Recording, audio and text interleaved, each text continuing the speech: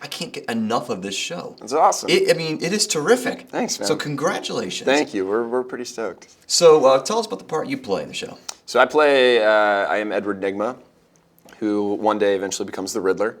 And Edward is a forensic scientist, starts as a forensic scientist at the Gotham City Police Department, and is just trying to help his compadres in the police department. Is a good guy, well-intentioned, genius, mad genius, and people start recognizing that at the police department. And so he starts getting more responsibility, which will be very helpful to him in the future, understanding exactly how the police department works.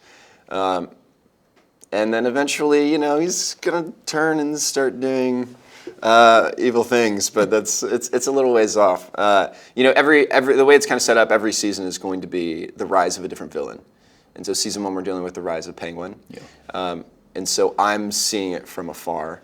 So you got a few seasons to watch. We don't know what season it's going to be. It's going to be Eddie's, but for right now, it's marinating in goodness. That's going to be great. The show starts off violent. I mean, as a parent, I was watching that going, "Oh my God, it was tough to watch." The show overall is pretty violent, in a good way. I think in a necessary way. Our job as storytellers is to tell a truthful story that is accurate, where the dramatic events are accurate. Things lead into the next thing. And for us, the beginning of this series is the reason that this young man becomes Batman. Absolutely. So you need it. You have to have that weight. If absolutely. It doesn't start with that intense weight, then the rest of it is for naught. Right. You're dealing with the 12-year-old who loses his parents in front of him, and that's just part of the mythology. Yeah. And to honor that, you have to deal with the city where that would happen. Where the two heavyweights, the Waynes, are taken out, and what that's like to be 12 years old and see that. Were you a fan of the comics growing up?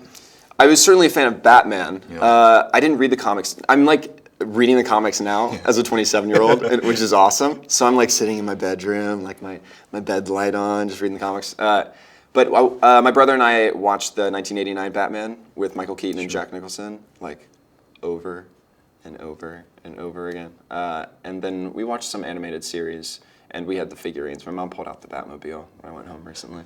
So you're living your childhood all over. That's great. Yeah, except it's kind of cool. So I'm getting into my comic book nerddom in my 20s. Been to Orlando?